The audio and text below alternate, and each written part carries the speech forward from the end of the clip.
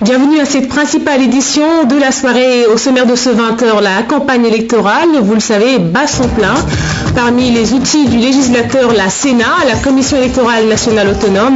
Quelles sont ses prérogatives? Le décryptage dans ce journal. Ndiassane, la Sainte, préparativement la célébration de la naissance du prophète. Demain, jour du Gamou, des milliers de fidèles convergeront vers la cité religieuse.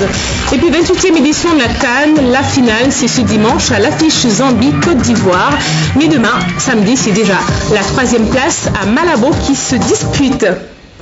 Mesdames, Messieurs, merci de nous rejoindre pour cette principale édition de la soirée. Au 6e jour de la campagne électorale, on s'intéresse ce soir à la Sénat. La Commission électorale nationale autonome, on le sait, a l'obligation de préserver l'intégrité du processus électoral. Mais quel est son rôle? Quelles sont ses attributions et où encore sa fonction? Élément de réponse avec Louise Bitza. L'institution comprend 12 membres nommés par décret. Ces derniers ont prêté serment devant le Conseil constitutionnel d'accomplir leur mission avec impartialité. Dans leur appréciation, ils n'auront pour guide que la loi, la justice et l'équité. La Sénat, comme toute instance permanente, obéit à des règles. La Sénat, c'est une institution créée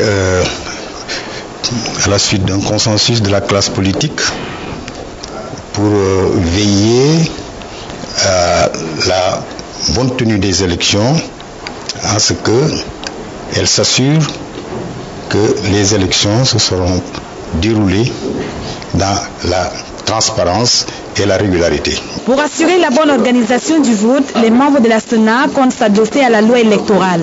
Nous sommes chargés du bon respect de la loi électorale. Ce sera donc sur la base du code électoral, aussi bien dans ses dispositions législatives que réglementaires, et bien entendu également sous le chapeau de la Constitution, que nous assumons cette mission de contrôle et de supervision des élections. La Sénat apporte des correctifs nécessaires à tout dysfonctionnement des opérations électorales. Il va s'agir d'assurer la régularité, la sincérité et la transparence du scrutin. Elle garantit aux électeurs et candidats le libre exercice de leurs droits et devoirs. Cependant, il est nécessaire de se poser la question de savoir jusqu'où s'arrêtent les compétences de la Sénat.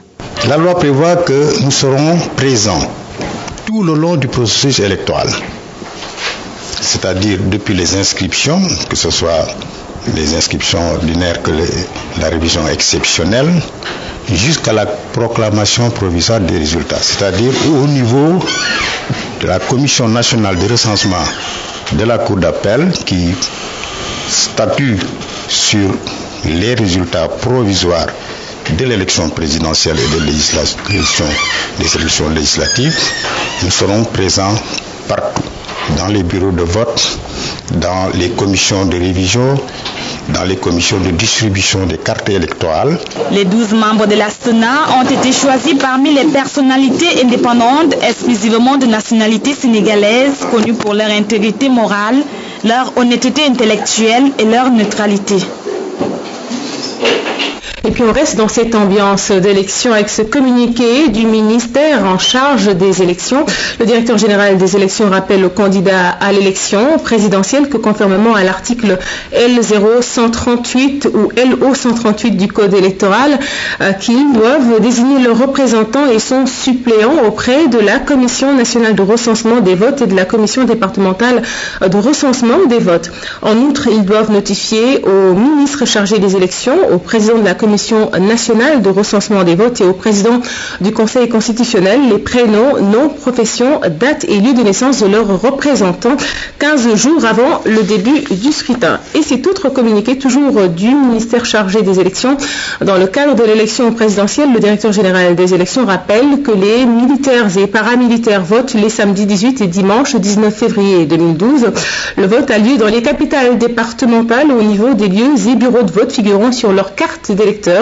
Le ministère chargé des élections exhorte les militaires et les paramilitaires à s'acquitter de leurs devoirs citoyens. Et puis on poursuit ce journal. Le président de la République n'a jamais fait de pression sur les juges d'instruction dans le dossier des chantiers de Thiès. C'est la conviction du porte-parole du chef de l'État, Cyril Bakendiaï. Il faisait face à la presse cet après-midi. Je vous propose de l'écouter au micro d'Ibrahim Mboup. Dans un contexte bien déterminé, le président était chez le calife de Mam Ndié. Et le porte-parole qui dit au président, et le grand problème, je l'ai dit tout là, c'est en Wolof. C'est en Wolof. Da ngay am sa njaboot dundal leen yar leen ba ñu màgg ñu naan la takkal ma béjjén ba nga takkal leen ko yow la ñu yëkkam. C'est comme ça que le porte-parole du Khalife a parlé. Et en disant au président, il parlait de Idriss Seck et de Abdou Fall. En lui disant, mais da ngay jëllale di jéggale tey fàtte. Exactement comme ça que les choses sont passées. Et le président a expliqué ce qui et en disant que bi ñu koy topp haute cour de justice la waroon dem sax parce que foo ko xam ngeen ña fa nekk ay député ñoo fa nekk. Man maa dem ba ci biir ce qui n'a pas été expliqué, ce que j'ai dit tout à l'heure en parlant faisant le distinguo entre le parquet et le juge d'instruction, parce que tout simplement le président parlait à un chef religieux, peut-être c'est même pas utile de lui le parquet et ceci, le juge d'instruction il fait ça et ça, il lui a dit dañu def man maa wax nañu bàyyi, mais nañu bàyyi ça s'adresse à qui? Ça s'adresse au parquet. Ça ne peut en aucun cas s'adresser au juge d'instruction. Le président n'a aucun moyen alors de demander au juge d'instruction de poursuivre ou de ne pas poursuivre. C'est l'État qui avait déposé une plainte, c'est le parti qui représente la société, et le président, par le biais du ministère de la Justice, a demandé au parquet d'arrêter ces poursuites. C'est tout. Et de se conformer au non-lieu qui a été rendu par la commission d'enquête. C'est tout. Mais comme j'ai dit encore une fois, quand tu parles dans une langue, traduis dans une autre, et dans un contexte bien déterminé, bon, s'il y a des gens qui peut-être sont intéressés par autre chose, pour en profiter, vous avez entendu dire que c'est extrêmement grave. Qu'est-ce qui est grave dans ça? Rien du tout. Il n'y avait pas de quoi fouetter un chat. Mais nous avons estimé quand même que quand des bruits comme ça courent dans un pays, notre responsabilité, c'est d'expliquer de manière très claire ce qui s'est passé et également de montrer aux uns et aux autres qu'il n'y a pas eu d'accointance entre l'exécutif et la justice dans cette affaire très précise. Céline Bakanga est porte-parole du président de la République. Et puis on parle à présent au TIC. La douane sénégalaise a désormais une plateforme de services aux standards internationaux avec le lancement du système intégré de dédouanement, ou plutôt GAINDE, sigle de gestion automatisée des informations douanières et des échanges. Initié en 1990, le système répond aux nouvelles exigences d'organisation et d'exécution du service. Philomène Constance Diagne nous en parle. C'est un exercice pour ces étudiants forestiers qui sont venus de l'école de formation de Djibélor en Casamance pour participer aux travaux d'aménagement de la forêt classée d'Mbao. Des opérations nécessaires dans le cadre d'une gestion durable de la ressource. Ici, on a éclairci le premier objectif pour augmenter la productivité, pour rendre la partie bien aérée, où l'air va pénétrer correctement. Donc il n'y aura pas de refuge ici, il n'y aura pas de nid, comme on le dit. Bien. Deuxième chose, les produits, les sous-produits qu'on va sortir de cette éclaircie. Donc ça va servir à quelque chose. Ça peut être servi comme bois de feu, ça peut être carbonisé pour charbon de bois. C'est vrai qu'avant, dans le cadre de l'aménagement, parce que la forêt avait un objectif de protection, ça ne gênait pas que ça soit bas branché. Maintenant qu'on veut aller maintenant vers un objectif de récréation, que les gens viennent se promener, etc., cette configuration des plantations n'est pas compatible avec cet objectif de récréation. La forêt classée d'Mbao est un capital inestimable qu'il faut protéger. Au-delà d'être un poumon vert pour Dakar, elle est aussi un puits de carbone, mieux encore une ressource non négligeable pour la pharmacopée traditionnelle et par conséquent, il urge d'en faire bon usage. L'arbre actuellement est attaqué, c'est comme quelqu'un qu'on a coupé la jambe qui est blessée, qui va saigner et ça va créer quand même des nécroses. Et ça peut quand même, l'arbre peut mourir. Vous voyez ça, c'est des nécroses. Hein, regardez, hein, sur l'arbre. Raison pour laquelle nous, on surveille. Mais quand c'est bas branché, comme on a dit, les gens viennent nuitamment, hein, les tradipraticiens, pour couper, pour chercher les racines, pour chercher les écorces, pour chercher les feuilles. Parce que depuis qu'on a dit que l'anacardier est une plante dont les écorces diminuent le taux de sucre pour les diabétiques, maintenant c'est la ruée vers la forêt. Dans la forêt, d'autres acteurs, d'autres activités. L'association des femmes de Kamb, qui fait du maraîchage, s'est vue soulagée par le ministre de l'Environnement qui a bien voulu leur offrir une motopompe tractable de 500 m3/h. Fini le calvaire pour ces braves dames qui peinaient pour tirer l'eau de ces puits. Nous sommes très fiers à la réception de cette motopompe qui nous encourage et nous appuie à nos travaux de maraîchage. On remercie beaucoup les autorités, surtout le ministre de l'Environnement et de l'Hydraulique. Elles ont développé beaucoup d'activités agricoles qui sont en cohérence avec la protection de l'environnement. Nous avons à l'intérieur de la forêt des aménagements qui ont permis de faire des productions maraîchères, des productions fruitières et d'autres activités qui participent à la régénération de la forêt. C'est elles qui ont planté ces arbres que vous voyez. Alors donc je voudrais au nom de M. le ministre d'État, ministre de l'Environnement et de la Protection de la Nature, remercier et encourager ces braves femmes. L'aménagement de la forêt classée est déjà entamé, d'autres activités sont prévues et devront recouper avec la vision d'une gestion écologiquement rationnelle. L'environnement s'est plutôt glissé dans les TIC et donc vous venez de suivre au chapitre de l'environnement cette aubaine pour les femmes de Kamb. On est dans le département de Pikine et elles s'activent, ces femmes, dans le maraîchage. Donc elles viennent de bénéficier d'une motopompe de 500 m3/h, un don du ministère de l'Environnement fait en marge des travaux d'aménagement de la forêt classée de Mbao. Et vous venez de suivre à l'instant ce reportage d'Ibrahima Fall Junior. On parle donc TIC tout à l'heure, mais déjà, ah oui, on parle TIC, puisque désormais la plateforme de services aux standards internationaux dit Gaïndé, eh bien, elle est bien, cette plateforme, donc, elle existe bien. Le système Gaïndé, on le rappelle, a été initié en 1990 et le système répond aux nouvelles exigences d'organisation et d'exécution du service. Philomène Constance Diane, vous nous en parlez. Beaucoup d'innovations dans Gaïndé intégral. Le système vise la mutation du processus actuel vers une autre forme intégrée de dédouanement. Pourquoi on parle de Gaïndé intégral? Parce que toutes les applications métiers de la douane, nous avons voulu les intégrer dans le même système, puisque toutes ces applications interfèrent sur le dédouanement proprement dit. Quand on parle de dédouanement, les gens ne comprennent que le passage à un bureau de douane. Mais un dédouanement, c'est beaucoup de choses avant, après et dans la périphérie. Et donc, c'est ça essentiellement le Gaïndé intégral. Après 20 années d'exploitation de Gaïndé 90 et le développement d'une deuxième version en 2000, Gaïndé intégral vient en appoint. Ce manifeste prend en compte les nouveaux besoins du système douanier.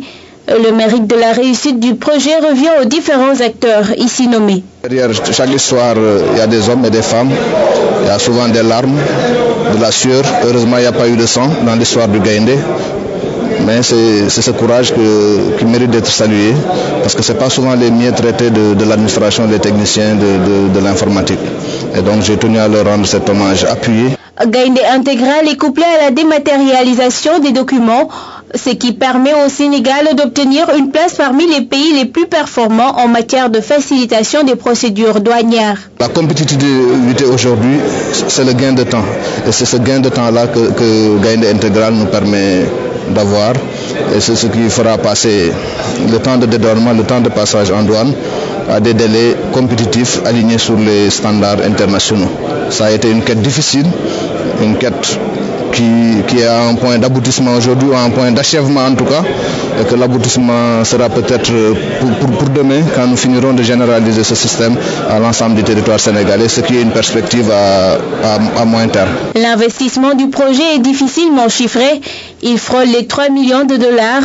Les autorités douanières en appellent à la collaboration de tous les acteurs pour une bonne utilisation de l'outil. À présent, une fenêtre dans le monde. En Syrie, Alep, la deuxième ville du pays, a été déstabilisée par 2 attentats terroristes contre des bâtiments officiels.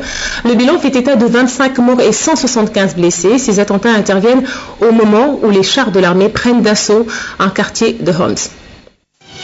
La télévision d'État syrienne a interrompu ce vendredi ses émissions pour annoncer 2 attentats terroristes contre des bâtiments officiels à Alep, la deuxième grande ville du pays, mais qui commençait à donner des signes de rébellion contre le régime. Selon la télévision, un terroriste se serait fait exploser avec sa voiture à 100 mètres du portail d'un siège des forces de l'ordre, tandis qu'une autre explosion soufflait un bâtiment du renseignement militaire. Bilan officiel, 25 morts et 175 blessés, que le commentateur, aussitôt rendu sur place, se chargeait lui-même de montrer aux téléspectateurs. C'est la liberté qu'Erdogan et Hamad veulent, affirmaient les secouristes au travail, faisant endosser la responsabilité de ces actions au Premier ministre turc et qatari. De son côté, la Commission générale de la révolution syrienne dénonçait une nouvelle mascarade meurtrière du régime pour terroriser la population. Ces attentats sont en tout cas intervenus au moment même où des chars de l'armée prenaient d'assaut un quartier de la ville de Homs, pilonné par les forces de Bachar el-Assad depuis 6 jours. Bain de sang atroce pour le président américain, massacre quotidien pour le chef de la diplomatie française. La situation à Homs laisse craindre désormais une catastrophe humanitaire, en raison notamment de l'entêtement de Moscou. Nos intérêts sont les mêmes. Arrêter la tuerie et convaincre la direction syrienne de prendre sérieusement ses responsabilités. Mon message à mes collègues russes est qu'ils doivent reconnaître la situation sur le terrain et qu'on ne peut simplement continuer à laisser faire ce qui se passe. Alors que ce vendredi devait être journée de manifestation contre la Russie, cette dernière a accusé les Occidentaux d'être complices de l'aggravation de la crise syrienne. L'actualité dans le monde nous mène aux Maldives, en Israël, au Brésil et en Espagne où plusieurs manifestants protestent contre la condamnation du juge Garson. Plusieurs centaines de Madrilènes sont descendus dans le centre de la capitale espagnole jeudi pour protester contre la condamnation prononcée à l'encontre du juge Garzón. Farouche défenseur des droits de l'homme, connu notamment pour avoir tenté d'enquêter sur les disparus du franquisme, Baltasar Garzón a été condamné à 11 ans d'interdiction d'exercer dans le cadre d'une affaire d'écoute illégale. Ses partisans y voient un acharnement à détruire la carrière d'un homme qui a multiplié les enquêtes sensibles. Baltasar Garzón a annoncé qu'il utiliserait tous les recours légaux pour combattre ce verdict. Un émissaire des Nations Unies est arrivé vendredi aux Maldives pour s'entretenir avec les nouvelles autorités alors que le président déchu appelle à la tenue d'élections dans les 2 mois. Oscar Fernandez Taranco a déclaré qu'il n'était pas venu dans l'archipel pour fournir une solution externe à quelque chose qui peut être résolu par les habitants des Maldives eux-mêmes, ajoutant que les Nations Unies étaient inquiètes pour la sécurité de l'ancien président Nachid. C'est dans cet hôpital israélien que Kader Adnan, un responsable du djihad islamique en grève de la faim depuis le 18 décembre, a été transféré, son état de santé suscitant de plus en plus d'inquiétudes. Son avocat a fait savoir à l'issue d'une audience extraordinaire avec son client détenu sans inculpation qu'il avait demandé sa libération immédiate. Aucune décision n'est attendue avant dimanche. À une semaine du carnaval, la police civile et militaire ainsi que les pompiers de Rio de Janeiro ont décidé de rejoindre le mouvement de grève de leurs collègues de Salvador de Bahia. Ils réclament eux aussi la libération d'un de leurs leaders et des hausses de salaire. Pendant ce temps à Bahia, les 200 policiers retranchés depuis 9 jours dans le Parlement ont mis fin à leur occupation, mais la grève continue. À Bahia, le manque d'effectifs dû à la grève a provoqué une vague de pillages et de violences qui ont fait plus de 120 morts, le double de la moyenne habituelle. Retour au Sénégal par ce communiqué. Il est rappelé aux candidats à l'élection présidentielle du 26 février 2012 que conformément aux dispositions de l'article LO 138 du Code électoral, la liste des représentants des candidats à la Commission nationale et aux commissions départementales de recensement des votes doit être notifiée au président de la Commission nationale 15 jours avant le début du scrutin. Ce délai devant expirer le lundi 13 février 2012, les candidats sont donc invités à prendre toutes les dispositions nécessaires pour se conformer aux dispositions ci-dessus visées, signé le premier président de la Cour d'appel de Dakar. Et puis la paix, oui, mais surtout la préserver. C'est le vœu des scouts du Sénégal. Au cours d'un forum, ils ont rappelé les principes qui fondent leur démarche. Un forum où religieuses et jeunes représentants de partis et mouvements engagés dans la présidentielle ont été conviés. Abdoulaye Sinkere nous en parle. L'heure a sonné. Il faut prêcher la paix. Les scouts veulent être à l'avant-garde en offrant un cadre de dialogue en vue de pacifier le processus électoral. Depuis 3 semaines, nous avons eu d'abord à provoquer une rencontre où il n'y avait que des jeunes leaders non politiques, des jeunes de différentes confréries, catholiques comme musulmanes, et aussi des jeunes des ONG, pour voir ensemble comment dialoguer avec ces différents partis politiques pour que vraiment qu'on puisse avoir des élections apaisées. Ce forum vient après une série de rencontres avec les différentes chapelles engagées dans la présidentielle et les organisations de la société civile. L'objectif est d'aboutir à un pacte républicain permettant de taire les querelles partisanes pour l'intérêt supérieur de la nation. Il ne s'agit pas d'appartenir à une chapelle politique quelconque qui n'est qu'un outil. Mais la finalité, c'est le Sénégal. Il faut être sénégalais aujourd'hui, avec toutes les valeurs que cela recèle. De compréhension, de pardon, de détermination à faire marcher notre pays au-delà des écueils qui le menacent. Je crois à nos valeurs qui sont des valeurs de paix, mais également des valeurs de médiation, de recherche de consensus, de recherche de voies de réconciliation, même lorsqu'il y a des difficultés, même lorsqu'il y a des conflits. À la fin de cette rencontre, un comité de suivi sera mis en place pour veiller au respect des engagements pris. Il va aussi servir le trait d'union entre les partis pour que le dialogue soit permanent. On parle encore de paix. La paix dans la région sud du pays pour des présidentielles apaisées, c'est le vœu du guide religieux de Kataba 1, c'est dans le département de Bignona.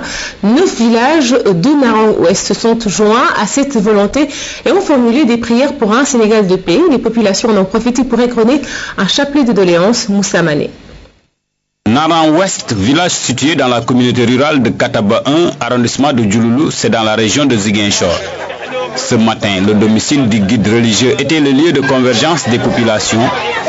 Ici sont organisées des prières pour la paix en Casamance et pour une élection apaisée. Élèves, hommes, femmes se sont joints au khalife de Narang pour prier pour un Sénégal de paix, surtout dans ce contexte de l'élection présidentielle. Pèlerin infatigable selon son porte-parole, le guide religieux œuvre beaucoup pour la cohésion, la paix, l'entente entre ethnies différentes de la zone. Après le domicile du marabout, c'est au tour de la place publique du village d'accueillir les populations. Au menu des discussions, les difficultés d'accès aux services sociaux de base, les pistes de production. Pour communiquer, il te faut faire des va-et-vient. C'est par chance et par miracle qu'on arrive à communiquer. Nous gaspillons inutilement notre argent. Tu charges, tu n'arrives pas à communiquer jusqu'à la fin du délai qui t'est souvent imparti. L'autre problème, c'est l'électrification. Les gens ici ont de quoi vivre avec l'électricité. Mais l'électricité n'est pas là. Beaucoup, comme je l'ai dit, beaucoup de gens ont payé des télévisions, mais qui ont fini par les revendre ou les donner à quiconque. Nous avons dit qu'il y a beaucoup de conséquences dans l'inexistence de cette électrification. Nous ignorons l'ordinateur, nous ignorons l'Internet, nous ignorons beaucoup, alors que nos CM sont là, équipés par des donateurs, par le biais de la coopération décentralisée. Après Narang-Ouest, ces prières seront étendues dans les autres villages de l'arrondissement de Djouloulou. L'objectif est d'œuvrer pour une paix durable au Sénégal. La journée internationale des malades, c'est le 11 février prochain. L'événement sera célébré par des prières à Popenguine et sera présidé par Monseigneur Benjamin Ndiaye, président de la conférence épiscopale. On écoute à ce propos Abbé Adrien Sarr, vicaire de la paroisse Saint-Paul de Grand-Yoff. Il est au micro de Aïssatou Traoré. Dimanche prochain, effectivement, nous organisons la 32e édition du pèlerinage des malades, pèlerinage national des malades. Et nous avons invité pour l'occasion Monseigneur Benjamin Ndiaye, président de la conférence épiscopale, qui va présider l'Eucharistie. À l'occasion aussi, nous conférons le sacrement des malades. Et justement, cela tombe à propos, bien à propos, parce que le pape, dans le message qu'il envoie au monde entier à l'occasion de la 20e journée mondiale des malades, parle justement de la grâce qui accompagne les prières de guérison. Et le pape pense que la meilleure prière justement, ou les meilleures prières de guérison sont les sacrements. Il en cite particulièrement 3, le sacrement de la réconciliation ou confession, le sacrement ou l'onction des malades et le sacrement de l'Eucharistie. Donc nous allons organiser ce pèlerinage de concert avec le diocèse de Thiès. Nous voulons surtout insister pour la préparation spirituelle de nos malades pour que les sacrements que nous allons leur conférer soient efficients et puissent porter du fruit.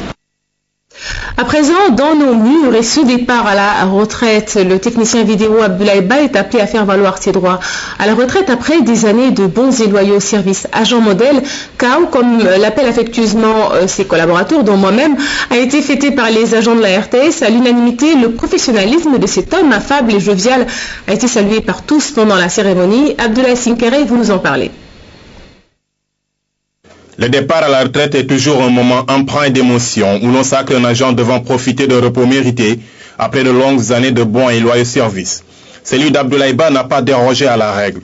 Les agents de la RTS dans leur ensemble ont exprimé leur gratitude à ce technicien vidéo dont le professionnalisme et le sens du devoir sont salués par tous. Agent modèle qu'il est, l'homme a été récemment décoré par l'amicale des jeunes. Des jeunes, il en a beaucoup vu arriver à guider leurs pas dans la maison. À l'heure du départ, certains ne peuvent retenir leurs larmes. Des larmes qui témoignent affection et déférence que l'on n'a pas toujours eu le temps de manifester du fait de la pression du travail. Les autorités de la RTS, le directeur général en tête, ont magnifié non sans émotion le travail abattu par Abdoulaye Ba dans la maison. KAO, comme l'appellent affectueusement les collègues, raccroche ainsi après plus de 30 ans de service, mais il promet de rester à la disposition de la jeune génération. KAO dont la silhouette sympathique va nous manquer à coup sûr, bon vent grand. Et puis depuis maintenant plusieurs jours, les populations de Cambérène vivent un calvaire. Elles cohabitent avec les eaux usées. Ces dernières ont été détournées de leur lieu dédié à savoir l'émissaire par les populations elles-mêmes. Résultat, plusieurs artères stratégiques de la banlieue dakaroise sont devenues impraticables. Une situation que déplorent les riverains. On fait le point avec Aram Dao. Le ciel dakarois n'a pas encore ouvert ses vannes, mais parcelles assainies flottent déjà. Les populations des unités 5 et 7 sont dans l'ambiance des inondations. Cette fois, il ne s'agit pas d'un phénomène naturel. L'émissaire de la station d'épuration de Cambérène a été bloqué par les jeunes du village. Depuis dimanche, bataille ndox bang fi. Dimanche bataille ndox bang fi. Xalé yi duñu suñu jangi duñu mëna jangi, duñu am fuñu jaar ba dem. Élèves yi fan yépp kenn jangiwul. Ñun tamit ñoo ngi ni salon baa ngi ni doxatul ndax gisuñu benn client. Ñoom liñ bëgg buñ ko défé. Ce qui est sûr, c'est que cette situation n'arrange personne. On ne travaille plus, on ne circule plus. C'est vraiment contraignant. Temps yi kenn liggéeyut. Gis nga doo am sax foo dox. Il est là le nœud du problème qui dure depuis 10 ans. L'émissaire a été installé pour évacuer au large de Cambérène toutes les eaux usées de Dakar. Le déversement devait se produire à 200 mètres en mer. Le problème était jusque-là contenu, mais aujourd'hui, c'est le rivage qui est pollué. Man Cambérène fi laa juddoo fi laa yaroo ñun ñuy bëgg a dee xat gaa ñuy bëgg a rey suñu néeg yi la ñuy nekk feebar xale yaa ngi feebar ndox mu bon mi ngi Cambérène. C'est que tuyau bi yem géej. On n'a que cette plage. On s'entraîne aux alentours, on y fait la pêche et tout. On ne peut pas accepter cette situation qui risque de poser de réels problèmes de santé. On avait signé un protocole d'accord avec le gouvernement en 2001. Et ce protocole n'a jamais été respecté. Il était question que les eaux soient traitées d'une façon tertiaire jusqu'à ce que même cette même eau puisse être utilisée pour l'arrosage des fleurs ou bien des plantes. Mais comme vous savez, cette eau n'a jamais pu être utilisée pour l'arrosage. Voilà, tant bien que mal, la population s'est toujours résignée jusqu'à ce qu'on nous annonce l'agrandissement de l'émissaire. Le projet d'allongement de l'émissaire est la goutte d'eau qui a fait déborder le vase. Les populations ne veulent pas en entendre parler. Elles ont érigé des barrages pour interdire l'accès du village aux techniciens. C'est à la suite de ces vagues d'humeur d'ailleurs que l'ancien émissaire a été bouché. La page religion à présent. La cité religieuse de Ndiassane célèbre demain la naissance du sceau des prophètes. Paix et salut sur lui. Le thème de cette édition est paix et cohésion sociale. Le gamou de Ndiassane est une tradition qui s'inscrit dans la perspective de conserver l'héritage de Mamdou Mohamed Kounta. Cette année encore, de nombreux fidèles sont attendus dans la localité. Habib Mbaye.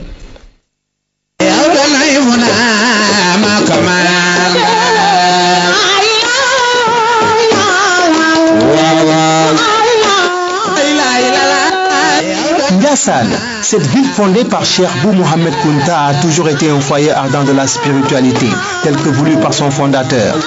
Par ces temps qui courent, la paix et la cohésion sociale sont une paire indissociable, une aspiration collective.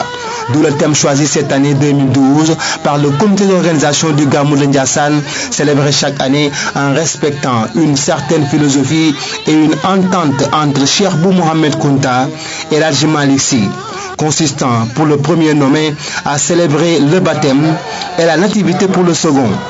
Ces deux voisins ont longtemps entretenu cette proximité de leurs deux foyers religieux avec une cordialité sans commune mesure. D'ailleurs, le premier calife de Maodo, Serigne Babacar Sy, avait épousé Sokhna Mariam Sidi Kounta, qui lui a survécu pendant 4 décennies. La célébration du Gamou de Ndiassane est un des legs que les Kountiou entretiennent jalousement en raison de leur parenté avec le prophète Mohammed, paix et salut sur lui, dont ils sont une descendance par l'ancêtre Outba Ben Nassi, qui introduisit l'islam en Afrique et fonda Kérouan en Tunisie. La grande mosquée qu'il y construisit est encore fréquentée par les foules de fidèles. Le Gamou de Ndiassane a un caractère régional avec des fidèles venant du Mali, du Burkina, de la Mauritanie, de la Gambie. Une dimension internationale, fruit de l'œuvre de Mambou Mohamed Kounta, dont l'héritage est bien entretenu par ses fils et khalifes qui se sont succédés.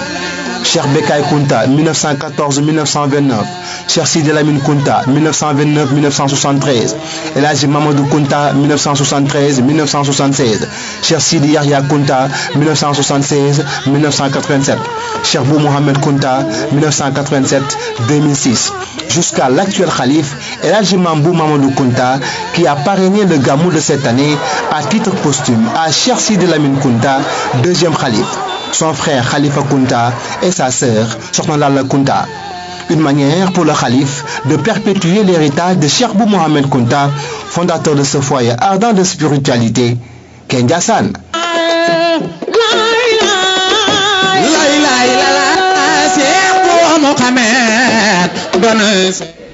Ndiassane qui vibre dès demain au rythme du Gamou. Et toujours au chapitre des commémorations, la Ziara de Ganguel Soulé dans la région de Matam, département de Kanel. L'événement a vécu 3 jours durant. Des milliers de disciples ont convergé dans la cité sainte. Le riche patrimoine de Cheikh Moussa Kamara a été revisité à l'occasion et le calife Bachir Kamara a appelé les différents acteurs du champ politique à préserver la paix sociale. Ibrahim Adon. Ce village est aujourd'hui connu à travers le monde grâce à ce ziara annuel. Grand événement religieux dédié à Cheikh Moussa Kamara, le saint homme a disparu depuis 1945, mais grâce à ses écrits, il reste toujours dans les mémoires.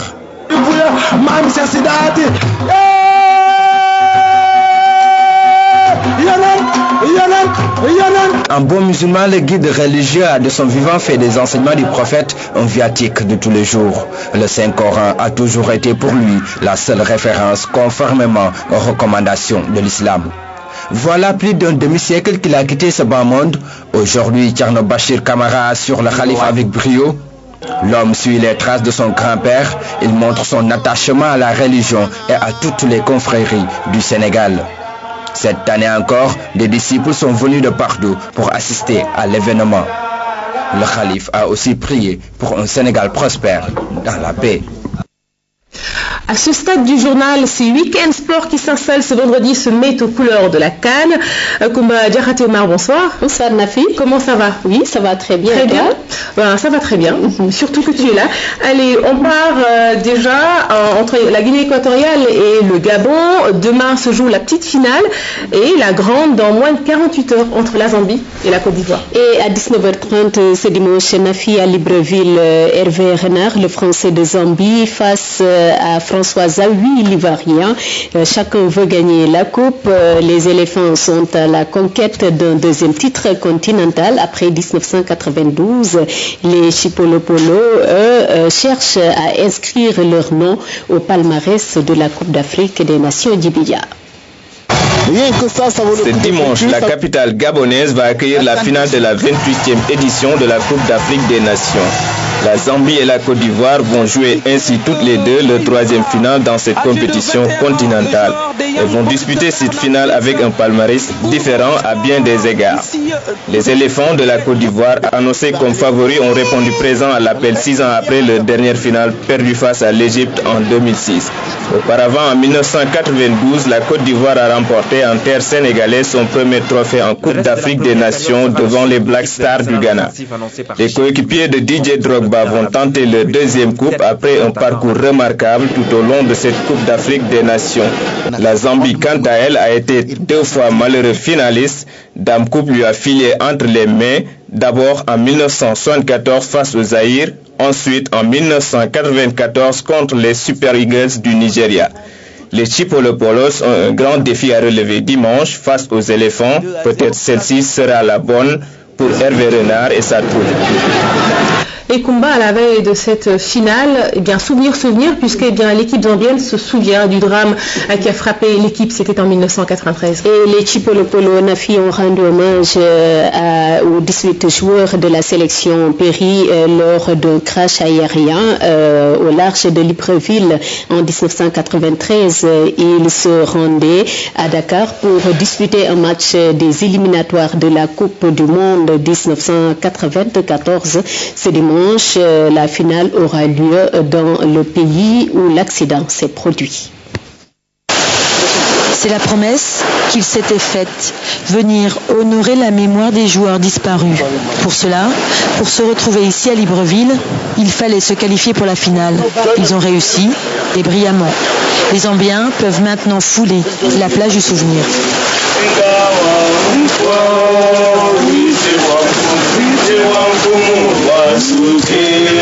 Des fleurs et des prières pour rendre hommage.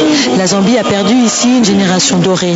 Le 27 avril 1993, 18 membres de la sélection se rendent au Sénégal. Après une escale technique à Libreville, l'avion s'écrase au large. Il n'y aura aucun survivant. Un homme a échappé à ce sombre destin.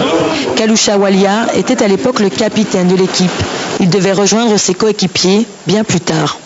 En 1993, les Chipolopolo sont venus dans cette ville pour tenir une promesse. Ils n'ont pas réussi, mais ont donné leur vie pour une noble cause, le rêve d'apporter la gloire à leur pays, la Zambie. C'est la même cause qui nous a amenés ici. La seule différence, c'est que nous sommes vivants, alors que mes anciens partenaires ne sont plus là. Mais leurs rêves sont désormais les nôtres. Maintenant, ils espèrent aller au bout de ce rêve et décrocher pour la première fois de leur histoire une Coupe d'Afrique des Nations. Ce serait pour eux le plus beau des symboles. Ça donne plus qu'un supplément d'âme, ça donne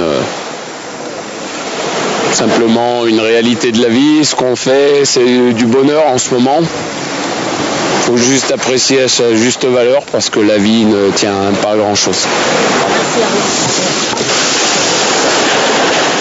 En finale, dimanche, les Zambiens retrouveront la Côte d'Ivoire. Il leur reste un match à jouer, une victoire à remporter, un devoir de mémoire à accomplir. Kumba face à la Zambie, la Côte d'Ivoire, et ici même à Dakar, les Ivoiriens sonnent la mobilisation. Et Nafi, la coupe, rien que la coupe, c'est ce que veulent en tout cas les ressortissants ivoiriens, même s'ils sont conscients que le match ne sera pas du tout facile pour leur équipe. Quand même, une victoire pourrait servir à la réconciliation nationale. Nous écoutons les Ivoiriens. Le football est facteur, comme vous le savez, de paix, de réconciliation et de tout. Alors d'unicité. Alors je prie Dieu, Allah le Tout-Puissant, que cette coupe aille en Côte d'Ivoire. C'est clair que nous aurons un match très difficile contre les Zambiens, ils sont assez techniques. C'est une équipe qui monte en puissance, c'est des jeunes joueurs, des jeunes artistes, avec Kalaba, avec Mayuka, ce sont des grands joueurs. Et donc on s'attend vraiment à un grand match, assez technique. Mais je tiens à rappeler que la caractéristique, l'une des caractéristiques principales de la Côte d'Ivoire cette année, c'est la défense. La défense de l'équipe ivoirienne, le principe c'est de ne pas encaisser.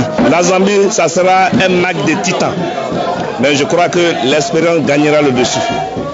C'est un match d'expérience. Merci. Le dimanche, on sera ici depuis 11h pour installer à la résidence le village ivoire, pour partager l'ambiance, pour soutenir les éléphants. C'est la première fois que le président de Côte d'Ivoire joue à l'équipe nationale sur le terrain de Félix Houphouët-Boigny. Et je sais que à la présence de le président Alassane Dramane, ça va peut-être venir, il va soulever la bouche. 2012, nous-mêmes, Allez, des supporters super motivés qui, ont déjà la coupe avant de la jouer. En tout cas, c'est super. Alors, nous, ici en studio, suite, mais pas fin de Week-end Sport avec Léna Ethan et l'ASC Doumassou qui a remporté la finale des phases départementales, c'est à Kolda. Oui, Doumassou a battu en finale l'ASC face Diahé de Djoula Colonne, score 1-0, un match riche en rebondissements. Philomène Constance Diagne. Les jaunes et rouges de Fès Diahé qui avaient encaissé un but dès la première mi-temps tentent de rattraper le retard en deuxième période. Ils multiplient les occasions. D'abord, l'avant-centre, le numéro 15, bute sur la défense des Verts et Blancs de l'ASC Doumassou Ouest. Malgré les assauts répétés, les Verts et Blancs leur tiennent tête. L'ASC Doumassou consolide ainsi son avance jusqu'à la fin du temps réglementaire. Une belle fête de la jeunesse coldoise. Autorités administratives et jeunes du département de Kolda ont vivement remercié le parrain. Aujourd'hui, on ne pouvait pas choisir un autre sans pour autant penser à lui. Donc, honnêtement, on ne s'est pas trompé de cible parce que Boubacar a profité de cette occasion pour donner des moyens à l'ODCAV de Kolda, mais aussi habiller toutes les ASC de la commune de Saréouba. Je tiens aussi à féliciter et à remercier aussi le parrain, M. Boubacar Diallo, vraiment cadre au ministère de la Santé, qui n'a ménagé aucun effort sur le plan financier, sur le plan logistique, sur le plan de déploiement, pour venir un peu être le parrain quand même de cette édition. Parce que là aussi, vraiment, il est à encourager, il est aussi à remercier. Venu témoigner sa solidarité aux jeunes de Kolda, le parrain a félicité la jeunesse pour sa mobilisation. Je remercie tout le comité d'organisation. Nous avons bien démarré, on a bien terminé aujourd'hui. Je suis vraiment plus content parce que c'est mon ASC qui a gagné la finale. Et vraiment, j'encourage les vaincus. Pour le montrer qu'il n'y a pas de vainqueur ni vaincu, c'est Kolda qui a gagné aujourd'hui. Si j'ai tenu à décorer l'équipe vaincue par un trophée et les vainqueurs par un trophée, c'est montrer que c'est une fête. Au-delà des jeux de maillots et ballons offerts aux différentes ASC participantes, le parrain a remis des lots de médicaments au poste de santé du village. En ce moment, nous avons tant besoin de médicaments, sachant qu'un poste ne peut pas marcher sans médicaments. Nous lui réitérons nos remerciements et lui suggère de faire de son mieux pour aider la population. Une aide appréciée par le personnel soignant, mais aussi par les habitants de Sarajevo qui n'ont pas caché leur joie. Week-end Sport, c'est aussi et surtout combat l'agenda. Oui, l'agenda Nafi qu'on démarre avec les sports boule pétanque. C'est Saloum Boule Kaolakoise qui organise ce week-end un concours en doublette choisi au boulodrome du village d'enfants SOS de Bongré, jet de bouchon à 10h dimanche. Course hippique, les compétitions reprennent ce week-end, ce dimanche précisément à l'hippodrome municipal de Thiès. Une journée ordinaire organisée par le CNG. Sur la ligne de départ toutes les catégories. Et puis finale de football du tournoi de la directrice de la télévision nationale Nyanya Sidibé, c'est le 19 février au terrain des sapeurs-pompiers. Nafi, je rappelle que les finales seront disputées par les pupilles et les benjamins, c'est-à-dire la petite catégorie. Tu y seras? Oui, certainement. Moi aussi, et moi également, j'y serai. Ah oui, et puis pour finir, Nafi, le programme du week-end, c'est le football, la Coupe d'Afrique, avec d'abord la petite finale demain entre le Mali et le Ghana à 19h samedi, et puis dimanche à 19h30, la Côte d'Ivoire fera face à la Zambie pour la finale de la 28e édition de la Coupe d'Afrique, des matchs que vous pouvez suivre en direct sur la RTS. Et tout le monde a tout bien noté. Merci Kumba Diakhatema pour ces informations plus que complète et cette information sportive. Merci à vous d'avoir suivi cette édition. N'oubliez pas, dès la fin de ce journal, vous pourrez suivre la suite du journal, deuxième partie du journal de la campagne. Merci d'avoir été fidèle au rendez-vous. On vous souhaite de passer d'excellents moments en compagnie de nos programmes. Au revoir.